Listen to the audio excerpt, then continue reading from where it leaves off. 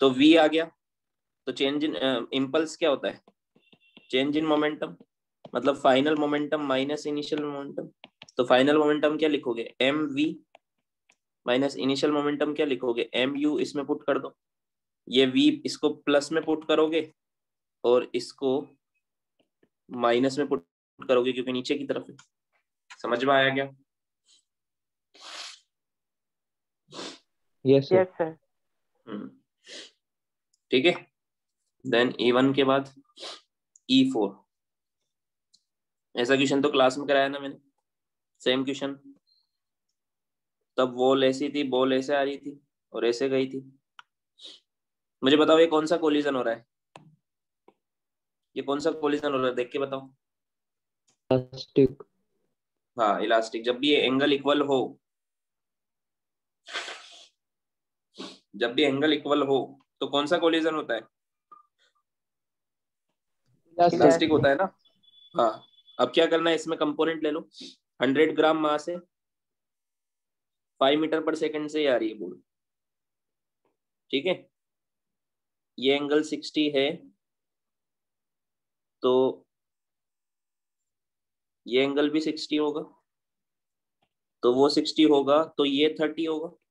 होगा कि नहीं होगा? Yes sir. तो इसके कंपोनेंट लेंगे तो ये आएगा 5 cos 30, 5/2√3, है ना। ये कंपोनेंट आएगा 5/2, 5 sin 30। ठीक है। फिर ये बॉल इधर चली गई 5 से,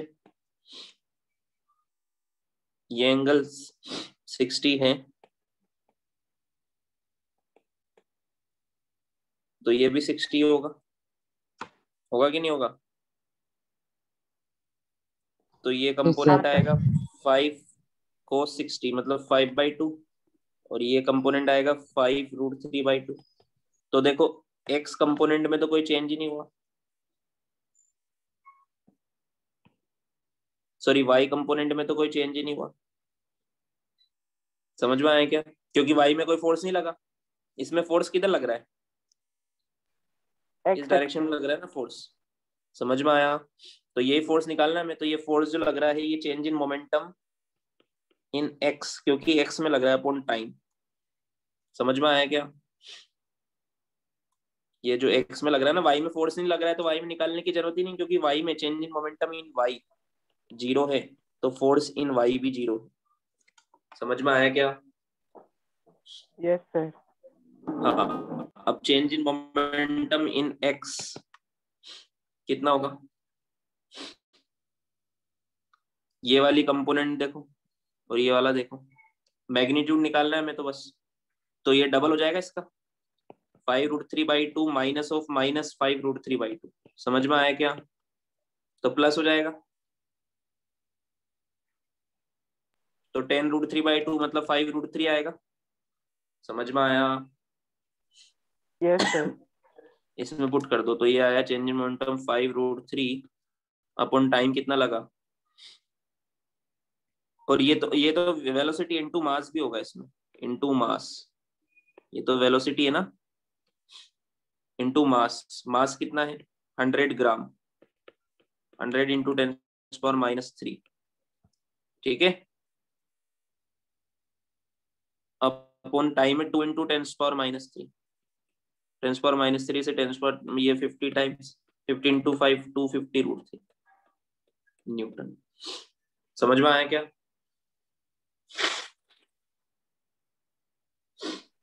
yes sir. Yes sir. Screenshot ले लो इस पेज का भी।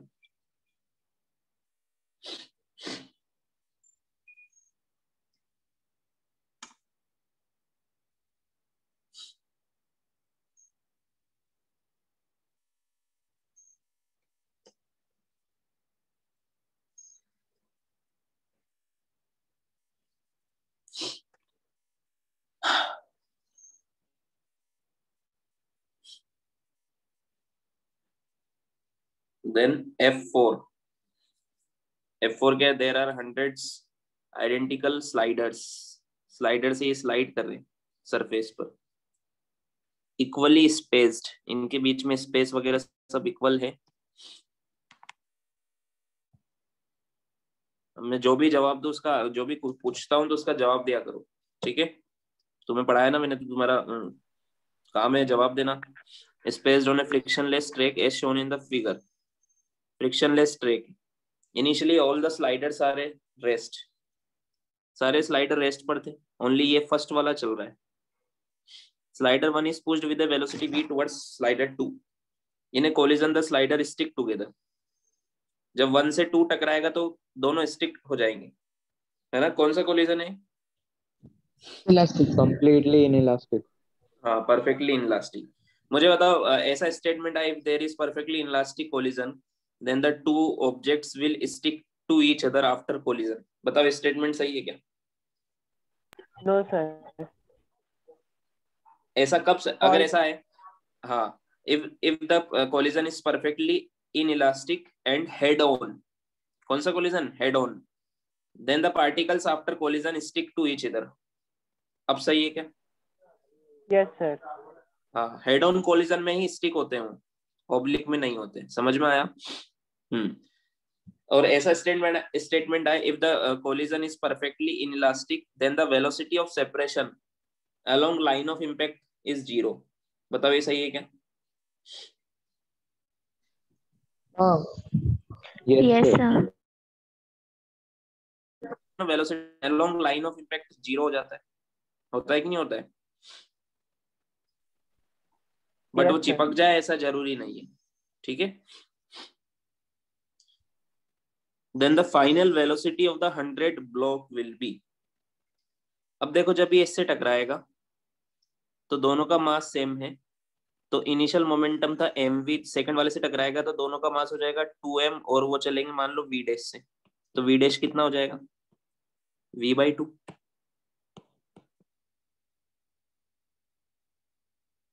है ना? v डैश कितना हो जाएगा? v/2। ऐसे निकालेंगे ना, initial momentum is equal to final momentum. Yes, sir.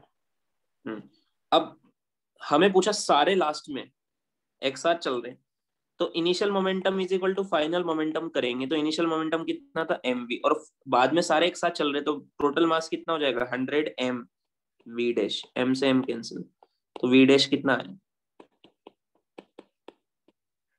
v/100 से चलेंगे ना। समझ में आया क्या?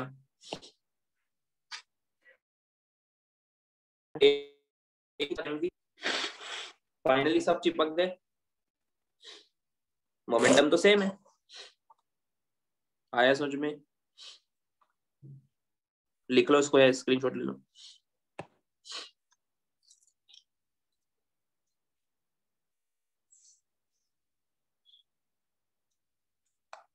हो गया?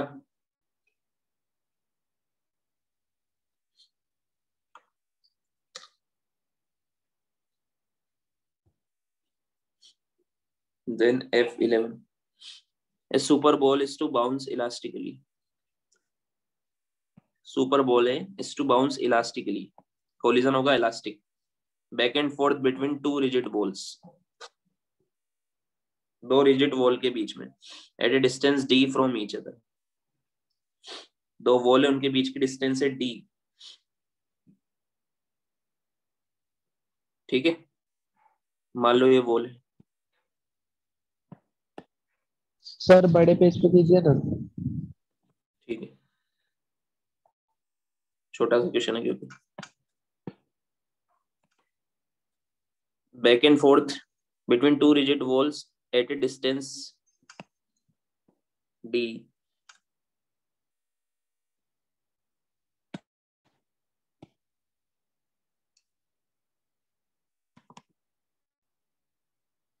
from each other, neglecting gravity and assuming the velocity of super ball to be v naught horizontally, the average force being exerted by the super ball on one wall is।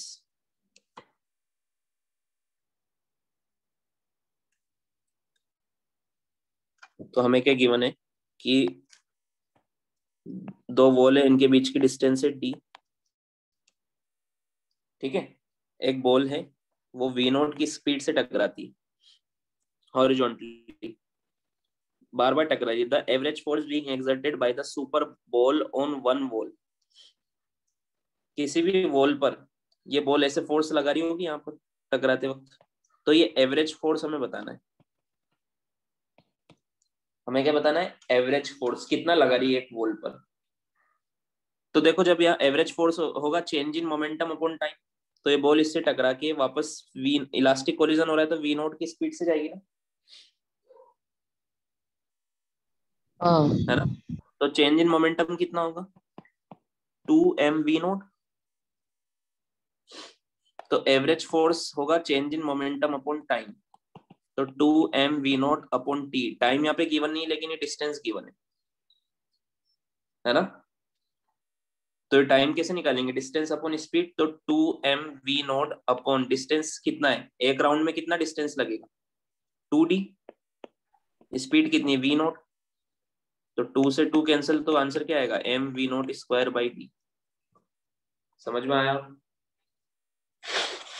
Sir हाँ 2D sir. क्यों लिया? क्योंकि एक round में कितना चलेगा यहाँ से यहाँ तक पूरा। Okay sir. Then F12. In the figure shown, the block A collides head on with other block B at rest. Head on collision हो रहा है, दूसरा ब्लॉक रेस्ट पर है। Mass of B is twice the mass of A. The block A stops after collision. ये रुक जाता है। The coefficient of restitution is, तो हमें coefficient of restitution बताना है। तो सिंपल क्वेश्चन है अभी, जो जो मैंने बताया वो लिखते जाओ, करते जाओ, बस मोमेंटम कंजर्व करो। ई की इक्वेशन, ई का फॉर्मूला लगा दो। तो इनिशियली बिफोर कोलिजन ये v की स्पीड से जा रहा था और 2m रेस्ट पर था। फाइनली ये रेस्ट पर आ जाता है और ये मान लो v डैश की स्पीड से जाता है। समझ में आया क्या? तो क्या लिखूं मैं? p initial is equal to p final. p initial कितना है बिफोर कोलिजन या आफ्टर कोलिजन? p इनिशियल कितना है? mv, और फाइनल कितना हो जाएगा? 2mv dash. m से m कैंसिल, तो v डैश कितना आया? v/2 गया है ना? हाँ सर। अब e क्या होता है? कोएफिशिएंट ऑफ रेस्टिट्यूशन क्या होता है?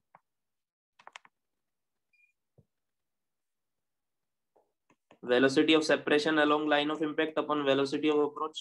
वेलोसिटी ऑफ सेपरेशन कितना है? v dash minus 0 upon velocity approach कितना है? v माइनस 0 है कि नहीं है? v डैश कितना आया?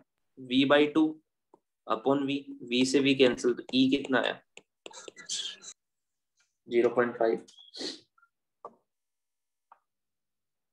समझ में आया? हाँ सर। सर लास्ट पेज पे sir sir sir last page पे का लास्ट क्वेश्चन भी। 13, हाँ F13. A sphere of mass m moving with a constant velocity hits another stationary sphere of the same mass. If E is the coefficient of restitution E दिया है, then the ratio of speed of first sphere to the speed of the second sphere after collision will be F13.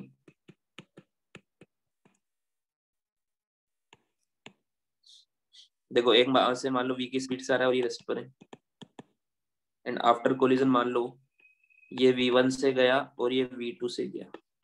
Coefficient of restitution है e। Coefficient of restitution क्या है? e। तो यहाँ पे दो equation बन जाएगी, एक तो momentum conservation p initial is equal to p final, तो क्या लिखेंगे?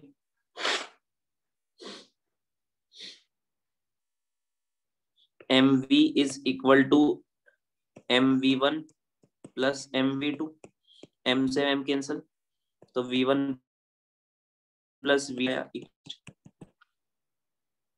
है ना?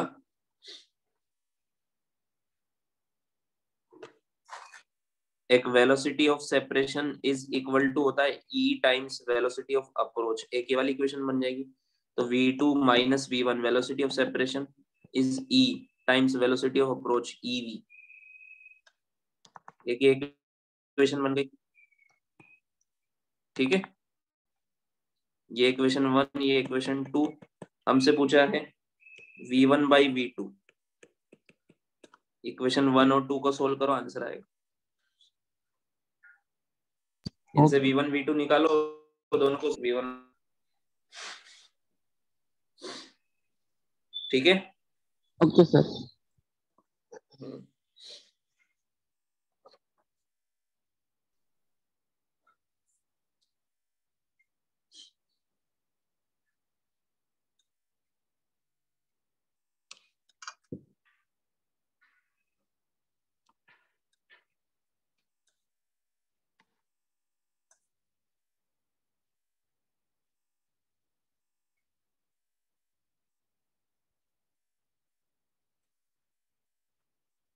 ले लिया स्क्रीनशॉट?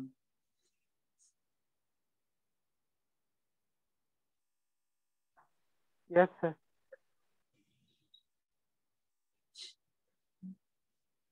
सर सेकंड टर्म नहीं चाहिए सर, फोर्थ चाहिए। क्या सेकंड नहीं चाहिए? नहीं सर। इसमें किसी को ये डाउट तो नहीं है कि यहाँ पे सोल्व किया है कि नहीं किया?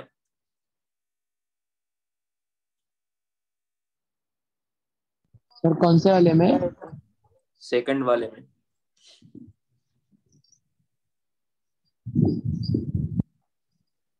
सोल्व ही नहीं किया होगा सबने। किया है okay, sir. Question number 4। Doubt नहीं है ना सेकंड में? No sir. No sir. Question number 4। In a vertical plane inside a hollow tube, ये ट्यूब है, a thin tube, hollow thin tube, a block of mass m, ये block of mass जी m भी रखा है, हुआ है। हाँ, जीवन भी है। जीवन, ठीक है, बता दो। As is shown in figure when it is slight disturbed, इसको हम थोड़ा सा हिला देंगे तो ये नीचे गिरेगा इस पर, है ना? Yes sir. तो ये ट्यूब फिक्स नहीं है, ट्यूब इधर पीछे जाएगी क्योंकि ये आगे आ रहा है तो ये पीछे जाएगी ना ट्यूब। एम मास थोड़ा आगे बढ़ेगा, ये अभी यहाँ है तो यहाँ आ जाएगा। तो एक्स में आगे बढ़ना है, इसको बढ़ना है कि नहीं बढ़ना है? बढ़ना है। तो ट्यूब पीछे होगी क्योंकि सेंटर ऑफ मास तो रेस्ट पर ही रहेगा ना, इंटरनल फोर्स लग रहे हैं इन पे, बाहर से तो कोई फोर्स लग नहीं रहा है ना? हाँ समझ में आया क्या? अरे ऐसे क्वेश्चन किए ना प्लैंक वाले हमने, कि एक प्लैंक है, यस सर। उस पर मेन चल रहा है यहाँ से यहाँ तक, तो प्लैंक कितना पीछे चलेगा ये बताओ। समझ में आया क्या? सेम क्वेश्चन यस है। हाँ by the sir. Sir. Time block reaches the right end, जब ब्लॉक यहाँ आ जाएगा राइट एंड पर,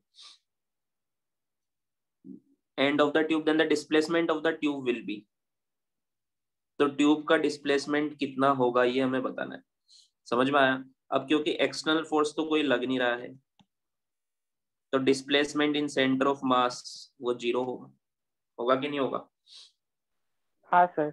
एक्स एक्सिस में सेंटर ऑफ मास का डिस्प्लेसमेंट 0 होगा, वाई में नहीं होगा 0 क्योंकि वाई में तो फोर्स लग रहा है mg सिस्टम पर, बट हम एक्स में तो 0 कर सकते हैं। समझ में आया? तो x coordinate of displacement of centre of mass का फॉर्मूला क्या होता है? Delta x c, m1 delta x1 plus m2 delta x2 upon m1 plus m2 and it is equal to 0। तो क्या लिखूंगा? m1 delta x1 plus m2 delta x2 is equal to 0। अब दोनों का मास सेम है क्या? हाँ, दोनों का मास सेम। तो एक मास यहाँ से यहाँ तक जाएगा, ये डिस्टेंस है r/2, सॉरी r, ये डिस्टेंस कितनी है r। मान लो प्लैंक x पीछे आया, ये ट्यूब x पीछे आई, तो m मास कितना आगे बढ़ा? R minus x. r minus x. तो इसका क्या लिखोगे? m into r minus x plus दूसरा मास m इंटू वो पीछे गया माइनस x इक्वल टू 0। समझ में आया? Yes sir. m से m कैंसिल, तो r is equal to 2x, तो x इज इक्वल टू आएगा r/2। समझ में आया क्या? सर R माइनस एक्स क्यों लिया? प्लैंक वाले क्वेश्चन में समझाया था ना मैंने, ये प्लैंक पर मेन चल रहा है। मान लो यहां से यहाँ तक की डिस्टेंस है r, अगर प्लैंक फिक्स होता तो इसको r चलना पड़ता, बट प्लैंक खुद इधर x चला तो इसको कितना चलना पड़ेगा? R/2। समझ में आया? हाँ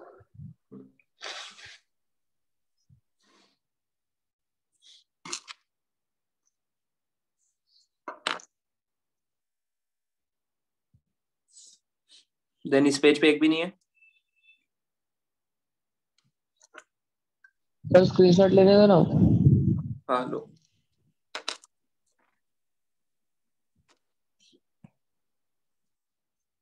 अगले पेज पे 5 और 10।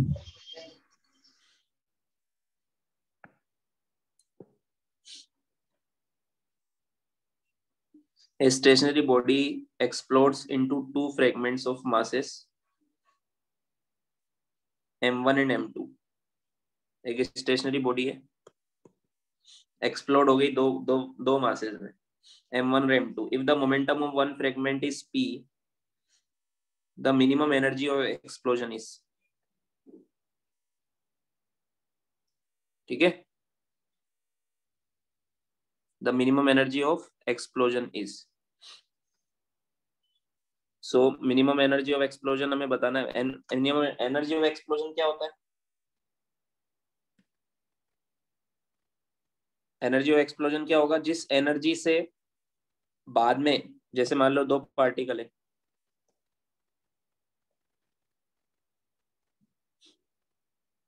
ये बड़ा पार्टिकल था, ये दो पार्टिकल में एक्सप्लोड हो गया। ठीक है, तो मान लो एक इधर गया, इसका मास है m1, इसका मास है m2। ये मान लो v2 से इधर गया, ये v1 से इधर गया। तो इन दोनों की जो काइनेटिक एनर्जी का सम होगा, एनर्जी ऑफ एक्सप्लोजन क्या होगा? पहले रेस्ट पर थे ना, अब इनके अंदर एनर्जी आ गई, आई कि नहीं आई? आई। ये पहले रेस्ट पर था, तो इनके अंदर जो एनर्जी आई वो कितनी आई? इसकी काइनेटिक एनर्जी k1 प्लस इसकी काइनेटिक एनर्जी k2, दोनों को निकाल के ऐड कर दो, यही होता है एनर्जी ऑफ एक्सप्लोजन। समझ में आया? अब हमें हाँ स्पीड नहीं सर। गिवन है, हमें क्या गिवन है? If momentum of one fragment is p, if momentum of one fragment, इस मान लो इसका मोमेंटम p, तो फिर इसका भी p होगा ना, क्योंकि नेट मोमेंटम 0 था, p इनिशियल, तो p फाइनल भी 0 होना चाहिए। समझ में आया? समझ में आया कि नहीं आया? हाँ सर। तभी तो 0 होगा दोनों का, मोमेंटम कंजर्वेशन कर दिया है मैंने यहाँ पे। अब k1 निकालेंगे, kinetic energy in terms of momentum होता है p²/2m, होता है कि नहीं होता है? तो k1 कितना होगा? p²/2m1। k2 कितना होगा? p²/2m2। बस इसको सोल्व कर लो, p² कॉमन आ जाएगा, p²/2, m1 m2 एलसीएम लोगे तो क्या बचेगा? m1 + m2/m1 m2। समझ में आया?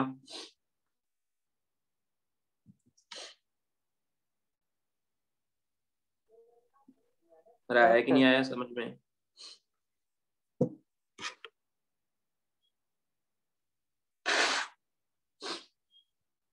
Then question number 10, a non-uniform thin rod of length L, एक रोड है,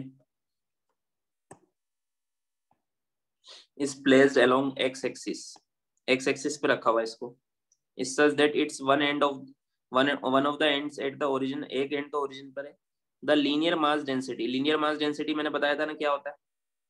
लैम्बडा होता है। लैम्बडा मतलब मास पर यूनिट लेंथ, kg/मीटर, याद है ना? Linear mass density, surface mass density, volume, है Yes, ना, sir. Volume mass density. हाँ sir. तो लैम्बडा गिवन है, lambda is not constant here, it is lambda naught into x, मतलब लीनियर मास डेंसिटी x के साथ बढ़ रही है ना। The distance of centre of mass of rod from the origin,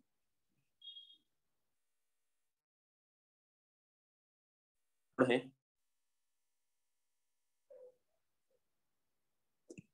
यहाँ पर ओरिजिन है 0,0, इसकी लेंथ है l और इसकी लीनियर मास डेंसिटी है लैम्बडा नॉट इनटू x, मतलब x इक्वल टू 0 पर इसकी लीनियर मास डेंसिटी 0 है और x इक्वल टू l पर इसकी लीनियर मास डेंसिटी है लैम्बडा नॉट इनटू l। तो मतलब यहाँ पर तो इसकी लीनियर मास डेंसिटी यहाँ इस एरिया में ज्यादा है और इस एरिया में कम है, मतलब इधर ये हेवी है, इधर ये रोड हेवी है और इधर ये लाइट है कि नहीं है। हाँ सर। जैसे जैसे ओरिजिन से दूर जा रहे हैं हम, रोड हेवी हो रही है, इसका मतलब क्या है, linear mass density with from origin increase हो रही है। समझ में आया क्या? Yes sir. तो इसका सेंटर मास बताओ, सेंटर पर होगा या सेंटर से इस साइड होगा या इस साइड होगा, किधर होगा? Right side, right Right. Side. Right side होगा। समझ में आया? समझ में आया क्यों होगा? Yes sir. तो अब कैसे निकालेंगे, हमने पढ़ा था कंटिन्यूस ऑब्जेक्ट सिस्टम का सेंटर ऑफ मास कैसे निकालते हैं, फॉर्मूला क्या होता है, एक्स वाई तो 0 होगा, एक्स में मान इसका सेंटर ऑफ मास है मान लो यहाँ पर, तो इसका कोऑर्डिनेट है xc,0 है ना। तो हम xc फॉर्मूला क्या होगा, 1/m integration of dm into x, ये x क्या होता था, ये x क्या होता था,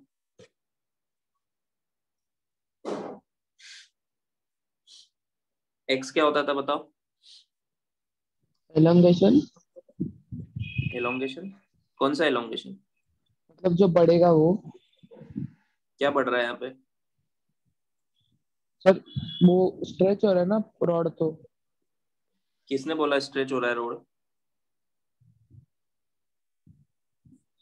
क्वेश्चन में कहाँ लिखा हुआ है रोड स्ट्रेच हो रहा है? तो सिर्फ मास बढ़ रहा है क्या रॉड का?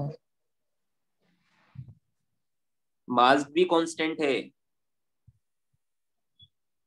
अरे इस रोड में मास इस तरह से डिस्ट्रीब्यूटेड है कि इस तरफ ये हैवी है और इस तरफ लाइट है, उससे थोड़ा ना बोलेंगे रोड का मास बढ़ रहा है, किसी ऑब्जेक्ट का मास बढ़ता है क्या?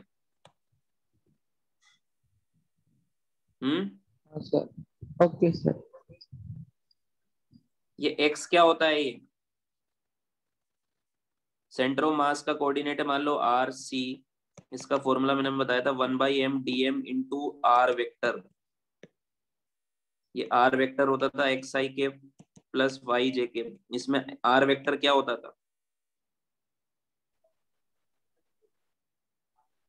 कोऑर्डिनेट ऑफ सेंटर ऑफ मास।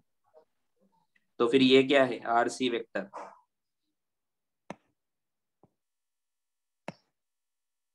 कभी रिवीजन भी करते हो या नहीं करते हो तुम लोग? आर सी क्या है फिर, तुम्हें ये नहीं पता फॉर्मूले में क्या है तो फिर पुट कैसे करोगे, फिर क्वेश्चन कैसे सोल्व करोगे अगर किसी को ये भी नहीं पता तो? कितने सारे क्वेश्चन कराए थे मैंने इस पे, हाफ रिंग का निकलवाया था, हाफ डिस्क का निकलवाया था, हाँ यस सर। तो क्या पुट करते थे, position of centre, position of position vector, किसका,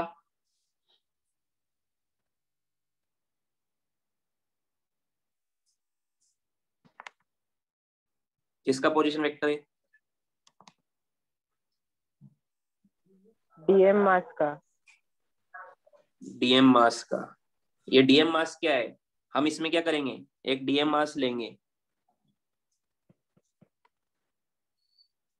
उसका कोऑर्डिनेट है यहाँ पे x,0, तो यहाँ पर ये आर वेक्टर है एक्स आई के प्लस 0 जे के। समझ में आया क्या? Yes, sir. तो ये आर वेक्टर क्या होता था, ये डीएम मास जो हम लेते थे उसका मोमेंट ऑफ इनर्शिया निकाल के इंटीग्रेट करते थे, याद है नहीं याद है? सॉरी उसका हाँ, उस मोमेंट ऑफ इनर्शिया, सॉरी गलती से बोल दिया, उसका उसके रिस्पेक्ट में हम इसका पूरा ऐसे बहुत सारे है ना इसमें डीएम डीएम डीएम डीएम, तो सबका फॉर्मूला निकाल के ऐसे ये फॉर्मूला लगाते थे। हाँ हाँ सर। Yes, समझ में sir. आया क्या? तो यहाँ पे ये आर वेक्टर में ये एक्स क्या है, x coordinate of position vector, x coordinate of dm mass. Y का क्यों नहीं कर रहे हम, क्योंकि वाई में तो सेंटर मास का कोऑर्डिनेट 0 है, तो वाई में निकालने की जरूरत ही नहीं है। समझ में आया? यहां से मान लो एक्स डिस्टेंस पे मैंने डीएम मास लिया, ठीक है, मान लो इसकी लेंथ है dx, तो डीएम मास कितना होगा, लेमडा इंटू dx, होगा कि नहीं होगा? होगा कि नहीं होगा? डीएम Yes, मास का sir. उस dx, ये जो एलिमेंट है इसका मास डीएम, वो इसकी लेंथ, मास पर यूनिट लेंथ को लेंथ से मल्टीप्लाई कर दो तो आ जाएगा ना, तो ये मास पर यूनिट लेंथ है, इनटू लेंथ किया मैंने। समझ में आया क्या? हाँ सर। तो डीएम लेमडा कितना है, लेमडा नॉट, ये तो डीएम आ गया। अब एम निकालना है तो इसका इंटीग्रेशन करना पड़ेगा, है ना? एम निकालना है तो इसका integrate lambda naught x into D x, इसका इंटीग्रेशन कर दो। समझ में आया क्या? कहां से कहां तक, 0 से लेके एल तक, तो टोटल मास आ जाएगा कितना आएगा, एक्स का integration x square by two, L put करोगे तो lambda naught L square by two, ये मास आ गया। समझ में आया? हाँ सर। ये यहाँ पुट करो, तो एक्स ही इज इक्वल टू 1/m, तो ये हो जाएगा 2/लेमडा नॉट एल स्क्वायर, ठीक है। डीएम की जगह क्या पुट करेंगे, लेमडा डीएक्स, लेमडा कितना है, lambda naught x into dx, तो यहाँ पे पुट करेंगे lambda naught x into dx into x, ये वाला, और ये वाला, लेमडा नोट से लेमडा नोट कैंसिल, ये हो जाएगा एक्स स्क्वायर, तो क्या बचेगा ये 2/एल स्क्वायर, और ये एक्स स्क्वायर का इंटीग्रेशन आएगा, ये लिमिट लगेगी 0 से एल, एक्स क्यूब बाई 3, तो ये आएगा एल क्यूब बाई 3, तो 2 पावर कैंसिल हो जाएगी, तो क्या आंसर आएगा 12/3। समझ में आया?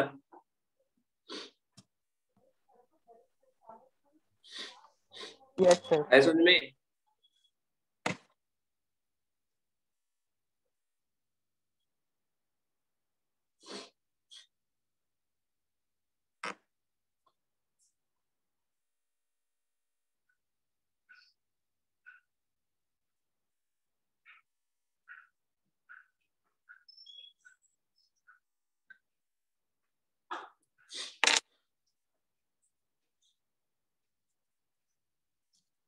सो गए क्या सब लोग?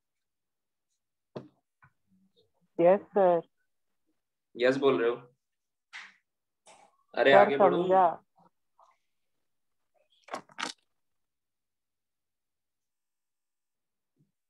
Then 15,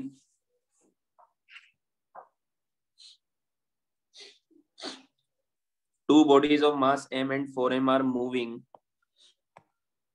with equal linear momentum. The ratio of their kinetic energy is, दोनों का एक मोमेंटम इक्वल है, तो काइनेटिक एनर्जी का फॉर्मूला क्या होता है, P square by 2m in terms of momentum, याद है नहीं याद है? हाँ, Yes, sir. Yes, तो sir. मोमेंटम इक्वल है तो मास के इनवर्सली प्रोपोर्शनल होगा ना, तो मास का रेशियो 1:4 है, तो मोमेंटम का रेशियो 4:1 होगा ना, कि नहीं होगा? हाँ sir. हम्म,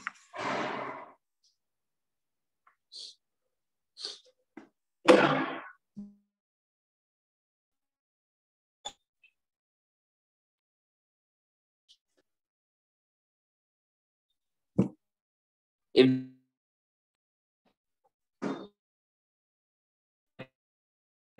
अपना स्टूडेंट है ना?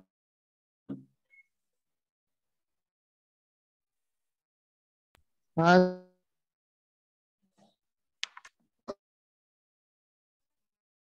तो